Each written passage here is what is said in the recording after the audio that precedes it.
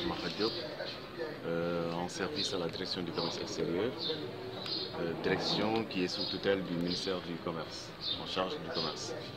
Je suis le chef du bureau en charge des questions liées au commerce électronique. En même temps, je suis, on peut dire, chef de délégation en fait, de cette mission qui est chargée de procéder à des consultations publiques au niveau en fait, des régions du Nord et du Centre. Et en fait, cette consultation publique entre en fait, dans le cadre d'une étude intitulée Intégration du commerce. Nous sommes partis en fait, du constat selon lequel le secteur du commerce des services et le secteur du commerce électronique sont deux secteurs dynamiques, porteurs non seulement de croissance, et qui peuvent par ailleurs permettre en tout cas au Sénégal non seulement de booster sa croissance économique, mais également de réduire la pauvreté. Donc comme je l'ai rappelé tantôt, cette étude aujourd'hui part du constat également que le secteur du commerce des services est un secteur qui contribue à hauteur de 60% du PIB. C'est un secteur également qui aujourd'hui a fait l'objet de beaucoup d'études. Mais jusqu'ici, le Sénégal n'avait pas encore un document stratégique. Et à ce niveau, nous nous sommes dit qu'il fallait quand même fédérer toutes ces initiatives sur un document qui permettra en tout cas aux acteurs, à toutes les parties prenantes, non seulement de, en tout cas, comment dirais-je, mettre en œuvre de façon commune les actions, mais également d'aller vers un objectif commun, à savoir le développement en tout cas, du commerce électronique et du commerce de services. Et concrètement, nous avons voulu, à travers une représentation large, c'est-à-dire ne pas rester à Dakar dans nos bureaux et écrire un document. Il nous fallait descendre au niveau de la base, recueillir les préoccupations de toutes les parties prenantes. Et pour cette mission, nous avons démarré par l'étape de Diourbel. Hier, nous étions à Saint-Louis. Aujourd'hui, c'est l'étape de Louga. Et ces consultations publiques devraient normalement nous permettre d'aller dans une démarche participative.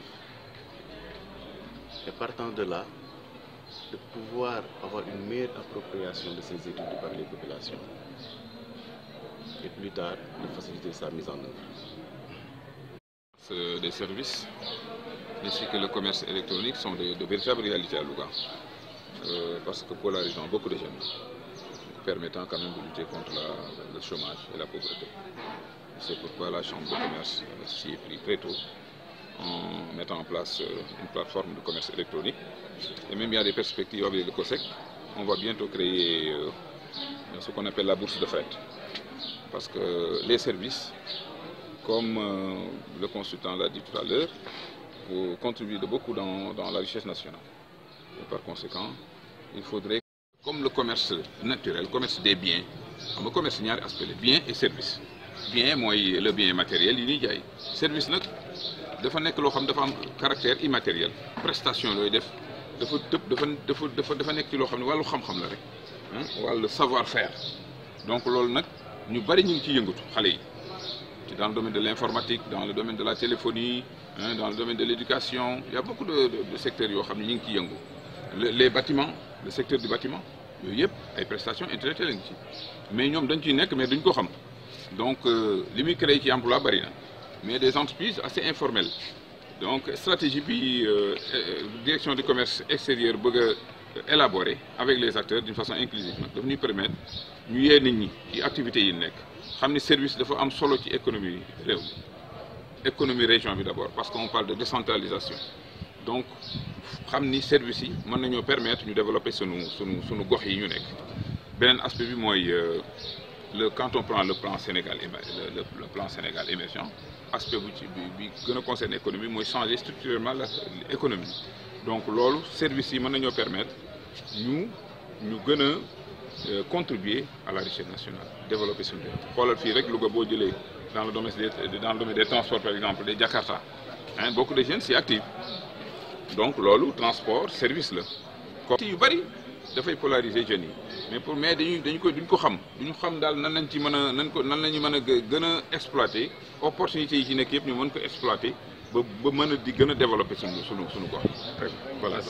Man maay coordonnateur groupe de travail sur le commerce électronique. Et aujourd'hui, quelles sont les opportunités? Le commerce électronique tey nii mooy possibilité bi nga xam ne tey commerce électronique mun na ko jàppale commerce électronique technologie mun na ko jàppale commerce ba nga xam ne lépp loo xam ne am nañ ko comme xam-xam ak xalaat ñu mun koo jaay à l'extérieur te duñu déplacé wu loolu mooy sunna affaire bi c'est-à-dire que technologie tey mun na nekk service de support ak benn activité boo munta nekk ci jënd ak jaay mun a fay te doo déplacé wu nga mun a jot sa marchandise te fekk boobu doo déplacé wu ñu andil la ko fa nga ko bëggee parce que simplement technologie mayee na xam produit ba fa muy jaar ak ban temps la koy def ak yow tamit nga fay te doo jàkkaarloog ou bien doo laalanteeg ki nga xam ne moom moo lay jaay ou bien yow mi nga xam ne yi ngay jënd tamit nga def ko daal ci ay à travers des xaral.